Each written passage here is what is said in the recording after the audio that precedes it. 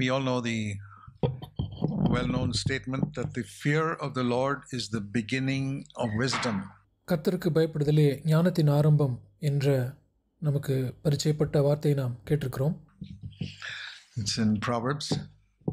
இது நீதிமொழிகள் புத்தகத்தில் இருக்கிறது. And I say that is the ABC of wisdom. இது ஞானத்தின் ஆனா ஆவண்ணா என்று நான் சொல்லுவேன். So just like children when they go to school, you cannot learn any subject if you don't learn ABC first. பிள்ளைகள் பள்ளிக்கூடத்திற்கு செல்லும் பொழுது அவர்கள் ஆனா ஆவண்ணா படிக்காமல் மற்ற எதுவுமே அவர்கள் படிக்க முடியாது என்பதைப் போல. If somebody skips the learning the alphabets and tries to go ahead to study geography or physics or something, they won't understand a thing. Or they look through the book and they think they understand, but they can't read it. பிள்ளைகள் ஆனா படிக்காமல் அவர்கள் புவியியல் இயற்பியல் இப்படி பாடங்கள் படிக்க முயன்றால் அவர்களுக்கு ஒன்றுமே புரியாது. புத்தகத்தை பார்த்து அவர்கள் புரிந்து விட்டது என்று நினைக்கிறார்கள், ஆனால் அவர்கள் படிக்கக்கூட முடியாது. I believe that is the reason why many people read the Bible and they don't get the real message. இதனால்தான் அநேகர் வேதத்தை வாசிக்கிறார்கள், ஆனால் அதனுடைய வேதம் சொல்லுகிற அந்த செய்தியை அவர்களால் பெற்றுக்கொள்ள முடிவதில்லை.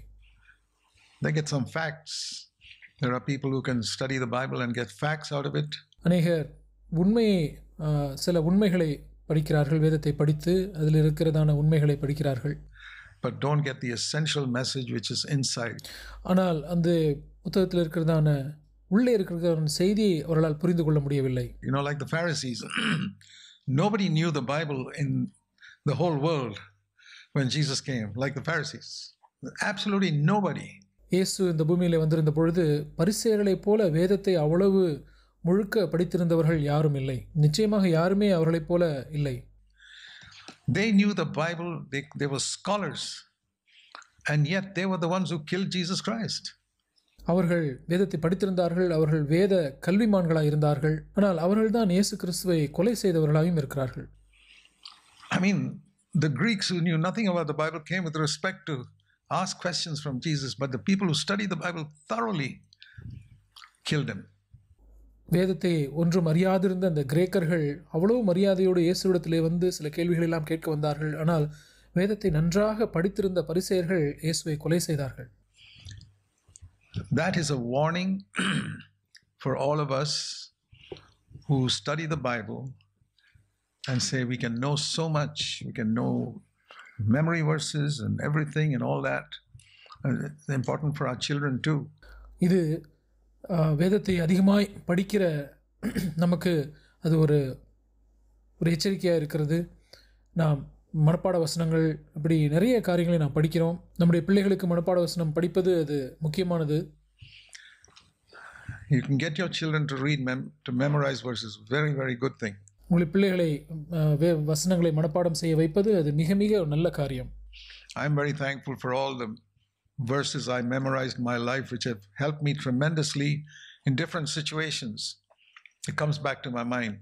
நான் படித்து மனப்பாடம் செய்த வசனங்களுக்காக நான் நன்றியுள்ளவனாக இருக்கிறேன். ஏனென்றால் அவைகள் எனக்கு மிக அதிகமாக உதவி செய்திருக்கின்றன. ஒரு சூழ்நிலையிலே அந்த வசனம் எனக்கு ஞாபகத்துக்கு வருகிறது. For example, when Jesus was tempted by Satan, how did certain verses come to his mind to give an immediate reply to Satan? இயேசு சோதிக்கப்பட்ட பொழுது எப்படி அந்த சூழ்நிலையிலே உடனடியாக ஒரு வார்த்தை அவருக்கு வந்தது? No, I'm not going to turn the stones to bread because the Bible says, God's word says, man shall not live by bread alone. How did that come to his mind? ஆண்டவர் சொன்னார், நான் இந்த கல்லுகளை அப்பங்களாக்க மாட்டேன், ஏனென்றால் தேவனுடைய வார்த்தை சொல்லுகிறது அப்படி செய்யக்கூடாது. மனுஷன் அப்பத்தினாலே மாத்திரமல்ல தேவனுடைய வாயிலிருந்து புறப்படுகிற ஒவ்வொரு வார்த்தையினால் பிழைப்பான் என்று சொல்லுகிறது என்று எப்படி அவரால் சொல்ல முடிந்தது? Because he had memorized it. Another time he's tempted with something else and Jesus said, but it is also written in another psalm. It is also written elsewhere, you shall not tempt the Lord your God. ஏனென்றால் அவர் அந்த வசனங்களை மனப்பாடம் செய்திருந்தார். இன்னொரு முறை அவர் வந்த பொழுது இன்னொரு சங்கீதத்திலே இப்படி எழுதியிருக்கிறது, இப்படியும் எழுதியிருக்கிறது என்று சொன்னார். உங்கள் தேவனாகிய கர்த்தரை நீ பரீட்சை பாராதிருப்பாயாக என்று இப்படியும் வேறொரு இடத்தில் எழுதியிருக்கிறதே என்று சொன்னார். Every time he had an answer. ஒவ்வொரு முறையும் அவருக்கு ஒரு பதில் இருந்தது. That is because the Holy Spirit would remind him of the exact word out of all the thousands of verses in the Old Testament, the Holy Spirit would pick out the exact word for that temptation. அது எப்படி என்றால் பரிசுத்த ஆவியானவர் அவருக்கு பழைய ஏற்பாட்டில் இருந்ததான ஆயிரக்கணக்கான வசனங்களிலே சரியான வசனத்தை இயேசுவுக்கு ஞாபகப்படுத்தினார். அந்த குறிப்பிட்ட சோதனைக்கு பொருத்தமான அந்த வசனத்தை ஆவியானவர் எடுத்து இயேசுவுக்கு அதை ஞாபகப்படுத்தினார். And I believe God loves me as he loved Jesus. It's one of the great truths we have taught from John 17:31. இயேசுவை நேசித்தது போலவே தேவன் என்னையும் நேசிக்கிறார் என்பதை நான் விசுவாசிக்கிறேன். இது நாம் போதிக்கிற சத்தியங்களிலே ஒரு முக்கியமான சத்தியம். யோவான் 17:23 நாம் பார்க்கிற வசனம். So I believe it's true. அது உண்மை என்று நான் விசுவாசிக்கிறேன். So in any situation that I face in my life, the Holy Spirit will bring to my mind the exact word out of the 31,000 verses in the Bible for me to find an answer to that situation. நான் சந்திக்கிற சூழ்நிலைக்கு ஏற்ற வசனத்தை வேதத்தில் இருக்கிறதான கிட்டத்தட்ட 31,000 வசனங்களிலே அவைகளிலிருந்து சரியான வசனத்தை எடுத்து எனக்கு ஞாபகப்படுத்துவார். அந்த சூழ்நிலையிலே எனக்கு பதில் கொடுக்கும்படியாக அந்த வசனத்தை காண்பிப்பார். Isn't it good to have something like that? And that I can tell you my testimony after more than 60 years of being a Christian, that has happened to me numerous times. இவ்விதமாக இருப்பது மிக நல்ல காரியம் அல்லவா? ஒரு 60 வருடத்திற்கு மேலாக நான் ஒரு கிறிஸ்தவனாக இருக்கிறதிலே நான் சொல்ல முடியும், என்னுடைய சாட்சியை நான் சொல்ல முடியும். இது எனக்கு எத்தனையோ எண்ணற்ற நேரங்களிலே இது நடந்திருக்கிறது. Numerous, so many times where I know exactly what to do because God brings one particular scripture to my mind. எனக்கு அந்த சூழ்நிலையிலே என்ன செய்ய வேண்டும் என்று சரியாக எனக்கு தெரியும். ஏனென்றால் ஆண்டவர் எனக்கு அந்த வசனத்தை, சரியான வசனத்தை எனக்கு காண்பிப்பார். Do you experience that? The exact answer, and when I obey that, I find a solution to the problem. இதை நீங்கள் அனுபவித்திருக்கிறீர்களா? சரியான வசனத்தை ஆண்டவர் காண்பிக்கும் பொழுது, அதை நான் கீழ்ப்படியும் பொழுது, அதுக்கு இந்த பிரச்சனைக்கு எனக்கு தீர்வு கிடைக்கிறது. That has happened again and again and then again. And even for such a big decision like leaving my job.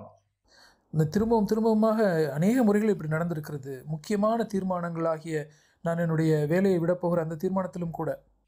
When I was 24 years old, I took that decision. And after 60 years later, I don't regret it at all. I see how God led me. 24 வயதாக இருந்த பொழுது நான் என் வேலையை விடும்படிக்கு நான் தீர்மானித்திருந்தேன். 60 வருடங்களுக்கு பிறகு நான் அந்த எடுத்த தீர்மானத்தை குறித்து நான் வருத்தம் அடைகிறதே இல்லை. Or another decision I took, that I would never take a salary from anyone. I would never depend on people for money. I would trust the Lord for me. எப்படி ஆண்டவர் என்னை இதுவரை நடத்தி வந்திருக்கிறார் என்பதை நான் பார்க்க முடிகிறது. நான் சம்பளம் வாங்க மாட்டேன், நான் என்னுடைய தேவை யாருக்கும் அறிவிக்க மாட்டேன், நான் ஆண்டவரையே நான் சார்ந்து கொள்வேன் என்கிற தீர்மானத்தையும் நான் எடுத்த இன்னொரு தீர்மானம். For my needs, and I gave away all my income for the Lord. And the Lord, it was a very big step, but I see the Lord took care of me all these years. I mean, He helped me to educate my children and all types of things.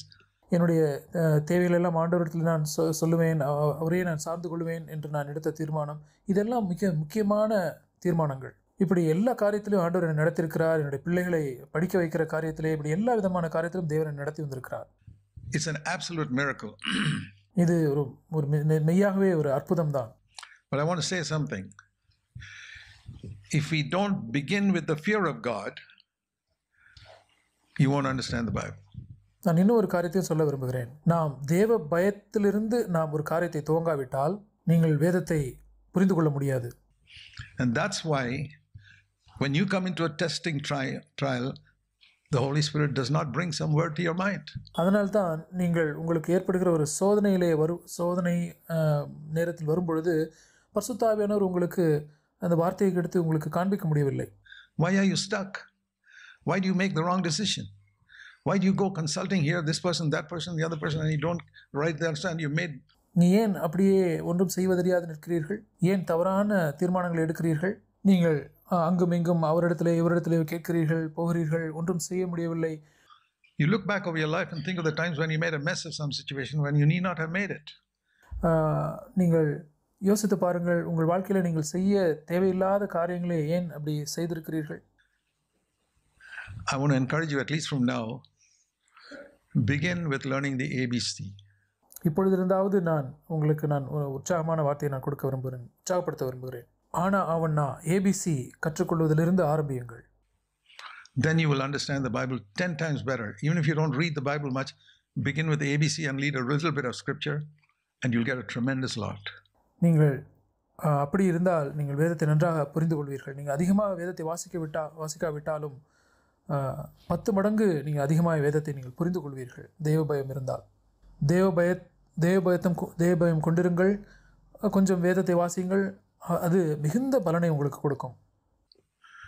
That was the difference between the Pharisees and some other people who studied the Bible like anything. இதுதான் பரிசேயர்களுக்கும் வேதத்தை வாசித்த வேறு ஜனங்களுக்கும் உள்ள வித்தியாசம். Think of that old man who came to Jesus when Jesus was a baby, brought to the temple, and Simon. இந்த நபரை குறித்து யோசித்து பாருங்கள். இயேசு ஒரு குழந்தையாக இருந்த பொழுது தேவாலயத்திற்கு கொண்டு வரப்பட்டார். அப்பொழுது அங்கே ஒரு சிமியோன் என்கிற ஒரு மனுஷன் தேவாலயத்திலே வந்திருந்தார். He also studied the Bible, but he had the fear of God. அவரும் வேதத்தை படித்திருந்தார், ஆனால் அவருக்கு தேவ பயம் இருந்தது. And God spoke to him, "Go to the temple now." தேவன் அவரிடத்திலே பேசினார். இப்பொழுது அவர் தேவாலயத்தில் இருக்கிறார். Something's happening there. He goes there and he sees with all the mothers with babies, and he sees one mother with a baby, and the Holy Spirit says, "Go there, that's the one." ஆண்டவர் சொல்கிறார், அங்கே தேவாலயத்துக்கு போ, அங்கே ஏதோ ஒன்று நடக்கிறது என்று சொன்னார். அங்கே தேவாலயத்தில் எத்தனையோ தாய்மார்கள் குழந்தைகளை வைத்துக் கொண்டிருக்கிறார்கள். பரிசுத்தாவியானவர் அவரை பார்த்து சொல்கிறார், அந்த குழந்தையை பார், அதுதான் அந்த குழந்தை, நீ அங்கே போ என்று சொல்கிறார். And he goes and picks up. Jesus didn't look different from any other baby in the temple. உடனே அவர் போகிறார், சென்று அந்த குழந்தையை தூக்குகிறார். அந்த தேவாலயத்தில் இருந்த எந்த குழந்தையை காட்டிலும் இயேசு எந்த விதத்திலும் வித்தியாசமானவராக இருக்கவில்லை. How did Simon go and pick up that one and say, "This child is set for the rise and fall of many in Israel"? எப்படி சிமியோன் அந்த குழந்தையை மாத்திரம் போய் தூக்கினார்? இஸ்ரவேலிலே இந்த குழந்தை அநேகருடைய எழுச்சிக்கும் வீழ்ச்சிக்கும் நியமிக்கப்பட்டிருக்கிறது என்று அவளால் சொல்ல முடிந்தது. And the thoughts of many hearts will be made revealed. And he said, "God, I can now depart, for I've seen your salvation." அநேகருடைய இருதயத்தினுடைய சிந்தனைகள் வெளியிறங்கப்படும் என்று சொன்னாரே. இப்பொழுது சொன்னார், ஆண்டவரே, நீர் இப்பொழுது அடியேனை சமாதானத்தோடே போக பண்ணுகிறீர், ஏனென்றால் உம்முடைய இரட்சணியத்தை நான் இப்பொழுது கண்டுவிட்டேன். Why did he know that? I mean, he got it from the Old Testament. எப்படி அது அவருக்கு தெரிந்தது? அவர் பழைய ஏற்பாட்டிலிருந்து அதை தெரிந்து கொண்டார். That the Messiah would be born because he had the fear of God. மேசியா பிறப்பார் என்பதை அவர் பழைய ஏற்பாட்டிலிருந்து அறிந்து கொண்டார்.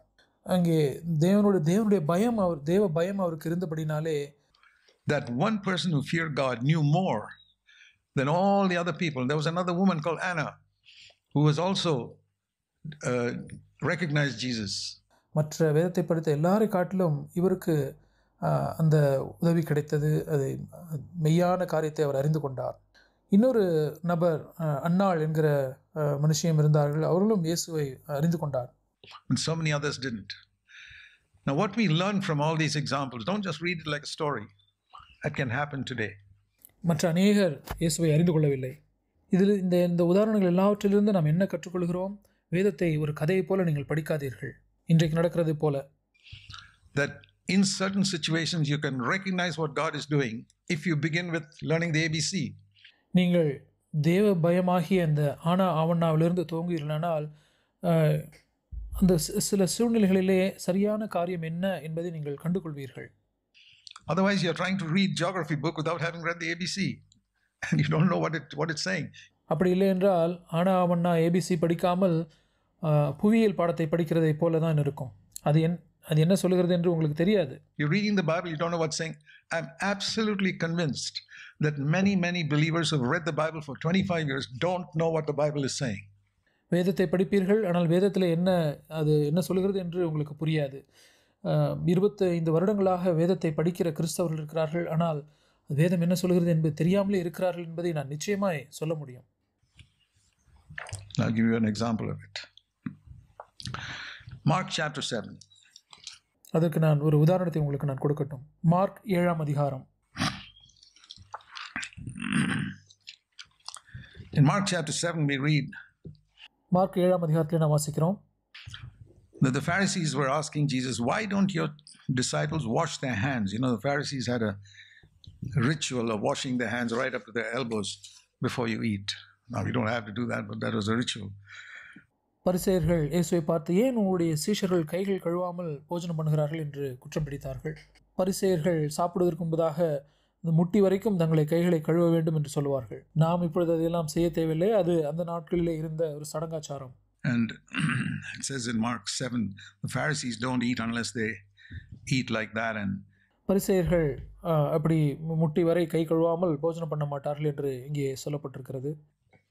he asked the Pharisees came and asked Jesus, verse 5, why don't your disciples do according to the tradition of the elders and eat their bread with impure hands? அப்பொழுது 5ஆம் வசனத்திலே அந்த பரிசேயரும் வேதபாரகரை நோக்கி உம்முடைய சீஷர்கள் முன்னோர்களின் பாரம்பரியத்தை மீறி ஏன் கை கழுவாமல் சாப்பிடுகிறார்கள் என்று கேட்டார்கள். Maybe the disciples just wash their hands like that. That's not good enough, he said. It must be up to the elbows.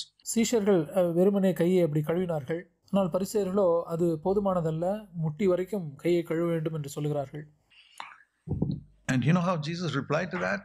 அதற்கு இயேசு எப்படி பதில் கொடுத்தார் தெரியுமா? He didn't give them a lecture on hygiene. No. He took them to the scriptures. அங்கே சுகாதாரத்தை குறித்து அங்கே ஒரு விரிவுரை ஆண்டவர் கொடுக்கவில்லை. இல்லை, அவர் வேதத்துக்கு நேராக அவர்களை அழைத்துச் சென்றார். He says, this people honor me with their lips, but their heart is far away from me. இந்த ஜனங்கள் என்னை தங்கள் உதடுகளால் கனம் பண்ணுகிறார்கள், அவர்கள் இருதயமோ எனக்கு தூரமாய் விலகி இருக்கிறது என்று சொன்னார். The reason why you don't understand this business of washing hands and all is something else. You haven't learned the ABC. இந்த கைகளை கழுவுவதை குறித்ததான சரியான விளக்கம் உங்களுக்கு தெரியாமல் இருக்கிறதுக்கு காரணம் என்ன தெரியுமா? நீங்கள் வேத ஏபிசி ஆனா அவனா உங்களுக்கு தெரியவில்லை, தேவ பயம் உங்களுக்கு இல்லை என்று சொல்கிறார். In vain do you worship me, teaching as doctrines the precepts of men, neglecting the commandment of God, you hold to the tradition of men. மனுஷருடைய கற்பனைகளை உபதேசங்களாக போதித்து வீணாய் எனக்கு ஆராதனை செய்கிறார்கள் என்றும் எழுதியிருக்கிறது. And then he said, you have set aside the commandment of God in order to keep your tradition. அதற்கு பிறகு அவர் சொல்கிறார், நீங்கள் தேவனுடைய கட்டளையை தள்ளிவிட்டு மனுஷருடைய பாரம்பரியத்தை கைக்கொண்டு வருபவர்களாக இருக்கிறீர்கள். And he talks about something which has got nothing to do with washing the hands. தொடர்ந்து கைகளை கழுவுவதை பற்றிய அதுக்கு சம்பந்தமே இல்லாத ஒரு காரியத்தை ஆண்டவர் சொல்கிறார். For example, he said, Moses said, honor your father and mother. And he who speaks evil of father and mother must be put to death. உதாரணமாக மோசே உன் தாயும் தகப்பனையும் கனம் பண்ணுவாயாக என்று சொல்லியிருக்கிறார். தகப்பனையாவது தாயாவது நிந்திக்கிறவன் கொல்லப்பட வேண்டும் என்றும் மோசே சொல்லியிருக்கிறார். If you read the Gospels, the only one time that Jesus said somebody must be put to death was in relation to honoring father and mother. நீங்கள் சுவிசேஷங்களை வாசித்திருப்பீர்களானால் ஒரு மனுஷன் கொலை செய்யப்பட வேண்டும் என்று இயேசுவின் வாயிலே வந்த வார்த்தை ஒரே ஒரு இடத்திலே தான் இருக்கிறது. அது தாயும் தகப்பனையும் கனம் பண்ணுகிற விஷயத்தை குறித்த காரியத்திலே வருகிறது. A woman caught in adultery should be put to death. He said, let her go. விபச்சாரத்திலே பிடிக்கப்பட்ட அந்த ஸ்திரீ கொலை செய்யப்பட வேண்டும், ஆனால் இயேசு அவளை விட்டுவிடச் சொன்னார். Forgive her. He himself let her go. மன்னித்து விட வேண்டும். இயேசுவே அவளை மன்னித்து அனுப்பிவிட்டார். But you don't honor father and mother. Jesus said you must be put to death. And remember, the law was still there when Jesus was alive. ஆனால் தாயும் தகப்பனையும் கனம் பண்ணாத நபரை இயேசுவே அவர் கொலை செய்யப்பட வேண்டும் என்று சொன்னார். இதை ஞாபகத்தில் வைத்துக் கொள்ளுங்கள். இயேசு பூமியில் வாழ்ந்த பொழுது நியாயப்பிரமாணம் இன்னும் அது வழக்கத்திலே தான் இருந்தது. The law was cancelled only on the day of Pentecost, many years later. சில வருடங்களுக்கு பிறகுதான் பெந்தேகோஸ்தே நாளன்று தான் அந்த நியாயப்பிரமாணம் ஒழிக்கப்பட்டது. When Jesus was alive, there was a law which said, if you don't honor your father and mother, you must kill that child. இயேசு பூமியில் வாழ்ந்த பொழுது நியாயப்பிரமாணம் என்ன சொன்னதென்றால், ஒரு மனுஷன் தாயும் தகப்பனை கனம் பண்ணவில்லை என்றால் அவன் கொலை செய்யப்பட வேண்டும் என்று சொன்னது. And Jesus endorsed it. Imagine Jesus endorsing the death penalty while he was alive. இயேசு அதை ஆமோதித்தார். இயேசு இந்த பூமியில் வாழ்ந்த பொழுது மரண தண்டனையை அவர் ஆமோதித்து அங்கீகரித்ததை யோசித்து பார்க்க முடிகிறதா? When he wouldn't allow a woman caught in adultery to be put to death. Now, if you were to ask, which is greater sin? ஆனால் அதே இயேசு விவசாயத்திலே கையுமையுமா பிடிக்கப்பட்ட ஸ்திரீயை கொலை செய்வதற்கு அவர் அனுமதிக்கவில்லை. எது பெரிய பாவம்? Committing adultery, or you don't respect your father and mother. Every one of us may say, of course, adultery is much worse, but not Jesus. விபச்சாரம் செய்வது பெரிய பாவமா அல்லது தாயும் தகப்பனையும் கனம் பண்ணாமல் இருப்பது பெரிய பாவமா? நம்மில் எல்லாரும் சொல்லுவோம், நிச்சயமாக விபச்சாரம் தான் மிக மோசமான பாவம் என்று சொல்லுவோம். ஆனால் இயேசு அப்படி சொல்லவில்லை. He said, let her go. She committed adultery, let her go. But this guy doesn't honor his father and mother. Put him to death. அவள் விபச்சாரம் செய்தால் அவளை அனுப்பிவிடுங்கள் என்று சொன்னார். ஆனால் இந்த மனுஷன் தாயும் தகப்பனையும் கனம் பண்ணவில்லை, அவன் கொலை செய்யப்பட வேண்டும் என்று சொன்னார். You don't agree with it? Well, the Lord says, my ways are not your ways, that's all. நீங்கள் அதுக்கு ஒத்துக்கொள்கிறது இல்லையா? ஆண்டவர் சொல்கிறார், என்னுடைய வழிகள் உங்களுடைய வழிகள் அல்ல, அவ்வளவுதான்.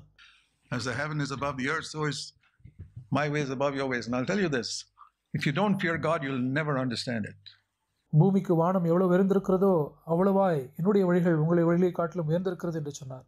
நான் ஒன்று சொல்லட்டும், நீங்கள் தேவனுக்கு பயப்படவில்லை என்றால் நீங்கள் இதை புரிந்து கொள்ளவே முடியாது. We understand only when you learn the ABC. ஆனா அவன்னா படித்தால் மாத்திரமே நாம் காரியங்களை புரிந்து கொள்ள முடியும். The fear of God is the beginning of wisdom. And even now when I say it, you may not agree with me. That's fine, you're welcome.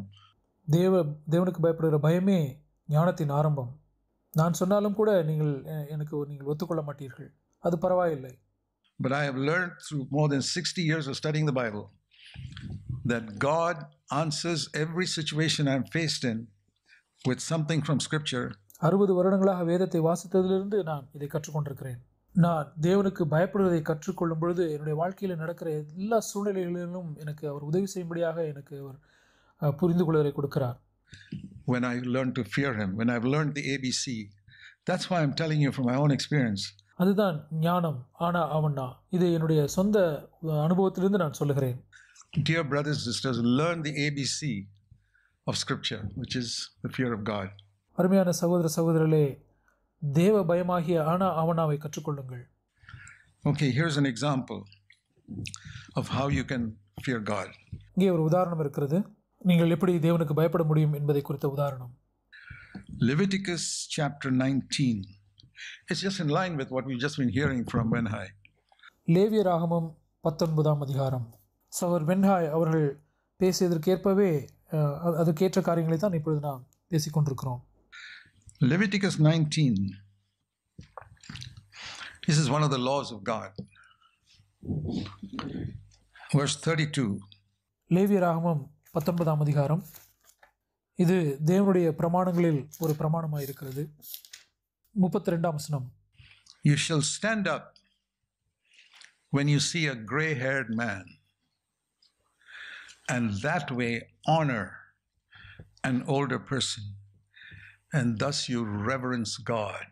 நரைத்தவனுக்கு முன்பாக எழுந்து அவிதமாக முதிர் வயதுள்ள உன் முகத்தை கனம் பண்ணி அவிதமாக உன் தேவனுக்கு பயப்படுவாயாக. Now, I'm not preaching this for you to stand up when I come there. You don't have to do that. We're not under the law. நான் வரும்பொழுது நீங்கள் எல்லாரும் எனக்காக நீங்கள் எழுந்து நிற்க வேண்டும் என்று நான் பிரசங்கிக்கவில்லை. நீங்கள் அதை செய்ய தேவையில்லை. நாம் நியாயப்பிரமாணத்துக்கு கீழ்ப்பட்டவர்கள் அல்ல. But what I say is, in the Old Testament, this is how God taught the Jews to fear God, because it says here, thereby you prove that you fear God. நான் சொல்லுகிறதெல்லாம் பழைய உடன்படிக்கையிலே யூதர்களுக்கு தேவன் எப்படி அவர்கள் தேவனுக்கு பயப்பட முடியும் என்பதை கற்றுக் கொடுத்தார். இங்கே சொல்லப்பட்டிருக்கிறது, அவ்விதமாக நீ தேவனுக்கு பயப்படுகிறாய் என்பதை நிரூபிக்கிறாய். So if you ask a God-fearing Jew, how do you fear God? One says, well, when my dad comes up, I stand up. ஒரு தேவபக்தி உள்ள ஒரு யூதனை பார்த்து கேட்டால், நீ எப்படி தேவனுக்கு பயப்படுகிறாய் என்று கேட்டால் அவர் சொல்லுவார், என்னுடைய அப்பா வரும்பொழுது நான் அவருக்கு முன்பாக எழுந்து நிற்பேன். I don't sit down and talk to him. I stand up. I respect him when he comes into the room. Oh, really? நான் உட்கார்ந்து கொண்டு அப்படி நான் பேச மாட்டேன். அவர் வரும்பொழுது நான் எழுந்து நிற்பேன். அந்த அறைக்குள்ளாக என்னுடைய அப்பா வரும்பொழுது நான் விதமாக கனப்படுத்துகிறேன். ஓ, அப்படியா? That's just a small thing, but that was a small ways in which God was testing, and that's what Jesus quotes later on. இது சிறிய காரியம்தான், ஆனால் இப்படிப்பட்ட சிறிய காரியங்களே தான் ஆண்டவர் சோதிக்கிறார். இந்த காரியத்தை இயேசு பின்னாட்களிலே மேற்கோள் காட்டுகிறார். This guy doesn't respect father and mother. Put him to death. இந்த மனுஷன் தாயும் தகப்பனை கனம் பண்ணவில்லை, அவன் கொலை செய்யப்பட வேண்டும். And I want to say the Bible teaches that we must teach our children to respect parents. நான் உங்களுக்கு சொல்ல விரும்புகிறது என்னவென்றால், வேதம் சொல்லுகிறதை நாம் நம்முடைய பிள்ளைகளுக்கு கற்றுக் கொடுக்க வேண்டும். பெற்றோர்களை கனப்படுத்த, மரியாதை செலுத்த நாம் அவர்களுக்கு கற்றுக் கொடுக்க வேண்டும். There were many things that my children did wrong, which I could forgive them and overlook. என்னுடைய பிள்ளைகள் எத்தனையோ தவறுகளை செய்திருக்கிறார்கள். நான் சில காரியங்களை நான் அப்படியே கண்டுகொள்ளாமல் அவர்களை நான் மன்னித்து விட்டு விடுவேன். But never, even when they were young, if they disrespected dad or mom, usually mom, because they knew dad was very strict, I would ask them immediately to drop whatever they're doing and go and ask forgiveness from her. ஆனால் அவர்கள் தாயும் தகப்பனையும் கனம் பண்ணாமல் இருக்கும் பொழுது, அவர்கள் சிறுவர்களாக இருக்கும் பொழுதும் கூட விசேஷமாக அம்மாவை தான் அப்படி கனம் பண்ணாமல் இருப்பார்கள். ஏனென்றால் உங்களுடைய அப்பா கண்டிப்பானவராக இருக்கும் பொழுது அம்மாவிடம் தான் அப்படி கனக்குறைவாக நடந்து கொள்வார்கள். அப்படிப்பட்ட சமயங்களிலே அவர்கள் அந்த சமயத்தில் என்ன செய்து கொண்டிருந்தாலும் அவர் செய்வது அப்படியே நிறுத்திவிட்டு அம்மாவிடம் சென்று மன்னிப்பு கேட்க வேண்டும் என்று நான் உங்களுக்கு சொல்லுவேன். I taught them to respect their mother and father from childhood. It is very important. சிறு வயதிலிருந்தே அவர்களை தாயும் தகப்பனையும் கனம் பண்ண வேண்டும் என்று அவர்களுக்கு நான் சொல்லிக் கொடுப்பேன். அது மிக முக்கியம். It didn't matter what marks they got in school. That was secondary to me. அவர்கள் பள்ளிக்கூடத்தில் என்ன மார்க் வாங்கினார்கள் என்பது அது பெரிய பொருட்டல்ல. அது எனக்கு இரண்டாம் பட்சம்தான். They made other mistakes, not so serious. But if they did not respect father and mother, I was very, very strict. அவர்கள் வேறு எந்த தவறு செய்தாலும் பரவாயில்லை. ஆனால் அவர்கள் தாயும் தகப்பனையும் கனம் பண்ணாமல் மரியாதை கொடுக்காமல் இருந்தால் நான் அந்த காரியத்திலே மிகவும் கண்டிப்புள்ளவனாக இருந்தேன். Because I knew what the Bible says, that if they honor father and mother, it will go well with them throughout their life. And I wanted it to go well with all my children throughout their life. ஏனென்றால் வேதம் சொல்கிறது அவர்கள் தாயும் தகப்பனையும் கனம் பண்ணும் பொழுது அவர்கள் செய்வதெல்லாம் வாய்க்கும், அவர்கள் வாழ்க்கை முழுவதும் அவர்கள் செய்வது வாய்க்கும் என்று சொல்லியிருக்கிறது. என்னுடைய பிள்ளைகள் வாழ்க்கை முழுவதுமாக அவர்கள் செய்வது, அவருடைய காரியங்கள் நன்றாக இருக்க வேண்டும், அவர்கள் செய்வது வாய்க்க வேண்டும் என்று நான் விரும்புகிறேன். I taught them to respect father and mother. ஆகவே நான் அவர்கள் தங்கள் தகப்பனையும் தாயும் மதிக்கும்படியாக நான் கற்றுக் கொடுத்தேன். Now the same thing applies. The church is like a family. இங்கே அதே காரியம் இங்கேயும் பொருந்துகிறது. சபையானது ஒரு குடும்பத்தை போல இருக்கிறது. And I believe what we just heard. You have to respect those whom God has appointed as elders in this church. They are the parents of the church. நான் ஒத்துக்கொள்கிறேன். கேட்டது போல தேவன் சபையிலே மூப்பர்களாக நியமித்திருக்கிறவர்களை நாம் கனப்படுத்த வேண்டும். அவர்கள்தான் சபையினுடைய பெற்றோர்களாக இருக்கிறார்கள். And the other thing I want to say is, you ask yourself in your family, many of you are parents, you got children. நான் சொல்ல விரும்புகிற இன்னொரு காரியம் என்னவென்றால், உங்கள் குடும்பத்திலே உங்களையே நீங்கள் கேட்டுக்கொள்ளுங்கள். உங்களில் அநேகர் பெற்றோர்களாக இருக்கிறீர்கள், உங்களுக்கு பிள்ளைகள் இருக்கிறார்கள். Would you allow your children to go and talk to some other family about things happening in your family? உங்கள் குடும்பத்திலே நடக்கிற காரியங்களை குறித்து உங்கள் பிள்ளைகள் வேறொரு குடும்பத்திலே போய் பேசுவதற்கு உங்கள் பிள்ளைகளை அனுமதிப்பீர்களா? And if you have discovered that your children are going around talking about some problem that arose in your family, would you say, oh, that's okay, you can tell the whole world about it? உங்கள் குடும்பத்திலே நடக்கிற ஏதோ ஒரு பிரச்சனை குறித்து உங்கள் பிள்ளைகள் வேறொரு குடும்பத்திலே போய் அதை பற்றி பேசுகிறார்கள் என்பதை நீங்கள் அறிந்தால், அது பரவாயில்லை, நீங்கள் முழு உலகத்துக்கும் இங்கே என்ன நடக்கிறது என்று சொல்லலாம் என்று நீங்கள் சொல்வீர்களா? Would any of you allow your children to do that? No, I don't think so. உங்களில் யாராவது உங்கள் பிள்ளைகள் அப்படி செய்வதை அனுமதிப்பீர்களா? இல்லை, நீங்கள் அப்படி செய்ய மாட்டீர்கள் என்று நினைக்கிறேன். You'd pull up your child and say, why in the world do you want to go and talk to those people about what's happening in our home? There's a little confidentiality here. நம்முடைய குடும்பத்தில் நடக்கிற காரியத்தை குறித்து ஏன் நீ அங்கே போய் சொல்ல வேண்டிய காரியம் என்ன? இதுக்கு சில நம்பகமாய் நாம் சில காரியங்களை நாம் இதை வெளியே சொல்லாமல் இருக்க வேண்டிய காரியமாயிற்றே என்று தான் சொல்வீர்கள். But we don't have, I'll tell you this, I have seen people who do not have the same respect for God and for His church that they have for their own family. நான் சிலரை பார்த்திருக்கிறேன். அவர்கள் தங்கள் குடும்பத்தின் மீது வைத்திருக்கிற மதிப்பை காட்டிலும் சபைக்கு அந்த அளவுக்கு ஒரு மதிப்பு இல்லை. They're so protective about their family. Oh, don't tell others about the differences we have here, but church doesn't matter. நம்ம குடும்பத்தில் நடக்கிறதான இந்த கருத்து வேறுபாட்டை பற்றியெல்லாம் வெளியிலே யாருக்கும் தெரிந்து விடக்கூடாது. ஆனால் சபை அது பிரச்சனை இல்லை, அது ஒரு பரவாயில்லை. And I'll tell you in Jesus' name, you will reap what you have sown. நான் ஒன்றை சொல்லட்டும், இயேசு நாமத்தினாலே நான் சொல்லுகிறேன், நீங்கள் விதைத்ததை நீங்கள் அறுப்பீர்கள். If you treat God's family like that, don't go to God and say, Lord, why is this happening to me? He'll tell you why.